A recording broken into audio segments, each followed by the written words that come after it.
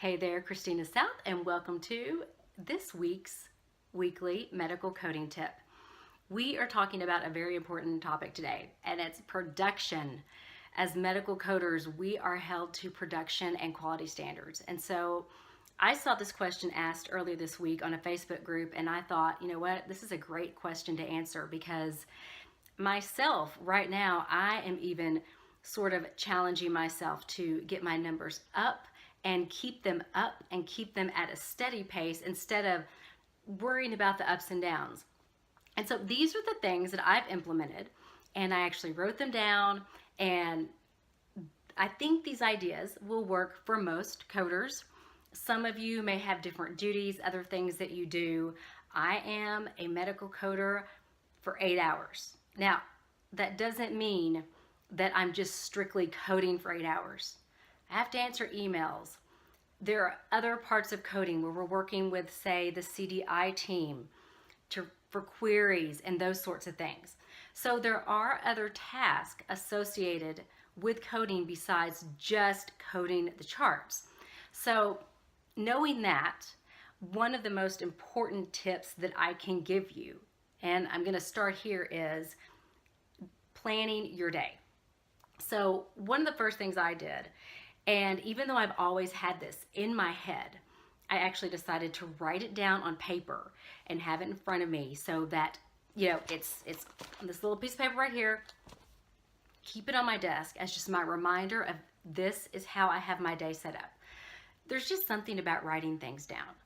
So for me, and I recommend this for every coder, is that you actually have a plan for your day. So what does that look like for a medical coder? For me, as an inpatient coder, that means the first thing I do when I log in the morning is I check my emails.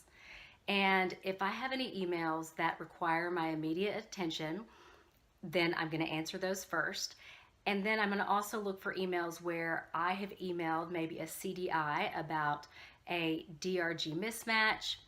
For those of you who are new to coding, you don't necessarily have to worry about if you don't know what I'm talking about. Save this video and come back and watch it later once you're in school or you're to the point where you understand a little bit more about the terminology, and then come back and watch this video and it may make more sense.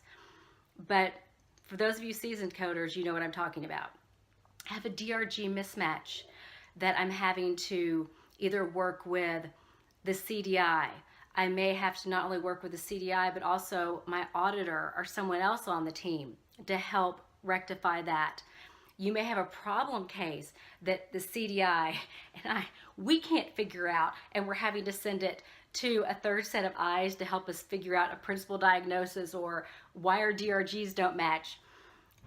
I also will get emails that documentation is ready. I may have had a case that was on hold that was missing a discharge summary or an op note.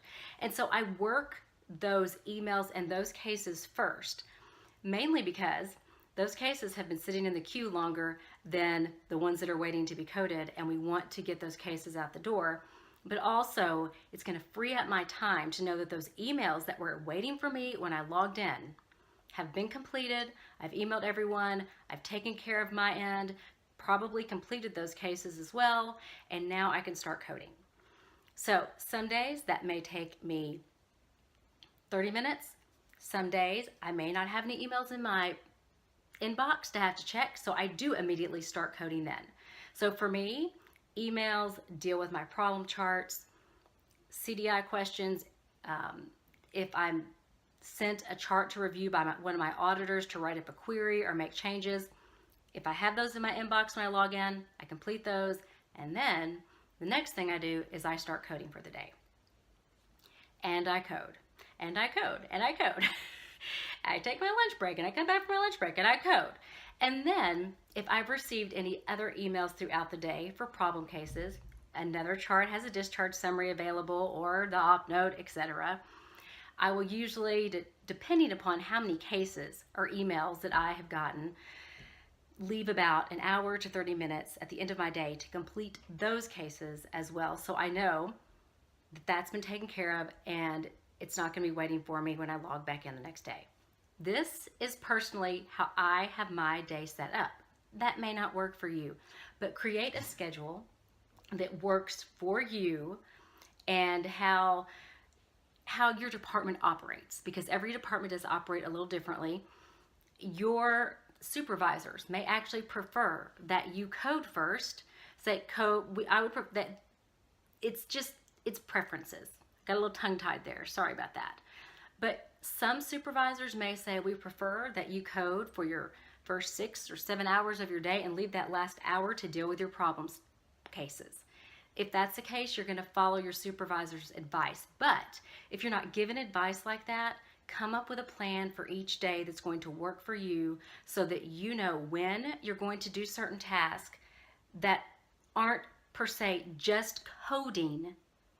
There's still coding involved, obviously.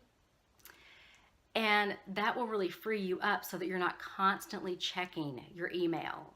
Because the next thing I want to talk about is constantly checking your email is a distraction. So this is another reason why I will often save certain emails for the end of the day to read, or for the following morning to read. For example, if about 2:30 in the afternoon I get an email that has a coding article to read, I may not even open that email until the following morning, because that wasn't an important email that I needed to open if I'm in the middle of doing other things. I'll let that one sit, look at it the next day, and then find some time to read it later on, because that could be a distraction. If I'm in the middle of coding a case and I'm constantly checking my email, it usually takes me personally, if I get too distracted, it may take me 10 or 20 minutes to get back into that focused frame of mind and back into that speed of coding. And I don't remember where I read this, but someone had posted that for most people, and they had some link to an article or something about it. Don't know how science-backed this is, but that it can take average person, if they're working on a task but they get distracted, 20 to 30 minutes, and for some people even longer, to get back on task. So it is important that we limit our distractions. Now, for some of us who work at home, we have very different distractions than those of you that work at a facility or on site. If you have animals, that can be a distraction. Inevitably, I'm in a meeting. My dogs bark every time I get on the phone for a meeting. It's Murphy's Law, right? But we have to be mindful of what is distracting us. Are you listening to music that distracts you and you're not even aware that for the past 5 minutes you've been singing along, and maybe you need to switch to listening to instrumental music? Or maybe you're the type of person that really does need to work in silence. Some people do great with silence. I personally don't, so I have to have some kind of noise going on in the background. It cannot be music with, it has to be instrumental music, because I will sing along the whole time. But just noise can sometimes help some people, and silence helps others. You've got to find what works for you, but whatever it is cannot be a distraction from your work. The other thing is that some things that we don't think about them being distractions are. So you may have to educate your family and some friends that when you're working, you're actually working. That when you clock in at 7 a.m. or 8 a.m. or whatever time you clock in for the day, if you work at home, that you cannot be answering the telephone every time they call, or go to lunch every time they ask. And people cannot be showing up at your house thinking, hey, can I have a play date with your kids today because you're home? No, you may be home, but you're working. And I think it's really hard for a lot of people to understand and get into their head that as medical coders, we can't just walk away from our desk and spend an hour with someone and go back to work. We're on the clock. We're getting paid for that time. It's just like a regular job, except we're doing it in our home, on a computer in our home. And in the beginning, that's really hard for people, I think, to understand, is that this is a job that takes a lot of focus and a lot of time. So minimize those distractions. Figure out what your distractions are. There's lots of things that can be distractions for us. Phone calls, text. We can have on, the wrong radio station, and you suddenly realize you really have been listening more to the music than reading that H&P. If you have pets in your home You may want to supply extra toys and chew toys and things for them to entertain themselves while you're working, just so you're not constantly having to battle with the I'm bored, I'm crawling in your lap, they're wanting to play tug. And trust me, I've been home and had to code with a puppy. I've had to code with a kitten.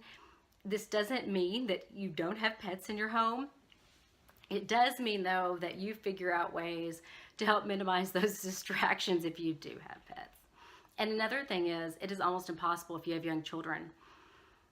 A lot of people, I think, go into medical coding thinking that they are going to be able to meet production and quality standards and have a toddler at home with them, and that usually won't work. In fact, some companies are now to the point where they are making people sign contracts that they will make sure that their children are not in the home if they are under a certain age, because they know that you can't pay full attention to your job and parent at the same time. So the other thing that I want to leave you with that's important to help you with production and quality is make sure that you're reading your guidelines often and that you're getting education often, because one of the things that slows us down is sometimes having to research how to code a case. I work for a facility that has a very complex case mix, and because of that, we do a lot of research, and we are even given coding buddies who can help us because they know that we have a very difficult case mix. And so the more education that you can get, the more reading that you're doing on your own and studying, and even just, webinars that you can take, whether they're free or you've paid for them. Make sure that you stay on top of things, because it will help speed up your coding, because you will know the guidelines. And knowing the guidelines is half the battle to not only quality, but also production, because you're not second guessing. Most of us as coders second guess ourselves, though. That's natural. It's a human thing. But knowing and being educated, it's much easier to apply it when you've taken the time to learn it and really learn it, and not just think that, oh, the new guidelines came out or the new coding clinics for the quarter came out, I'm not even going to read them. You're not taking your job seriously if you're not even going to read those. So stay educated. That's another thing that will actually help with production in the long run. So I hope that these tips were helpful. I went over a little more than I wanted to. I'm hoping to keep these videos at about 10 minutes. Probably not always going to do that, obviously. But if you have any tips that you want to share with other coders, please put them in the comments below. I will also have a link to how you can follow me on Facebook and Instagram. And make sure you subscribe to my channel if you are enjoying these weekly coding tips. And I will see you again next week.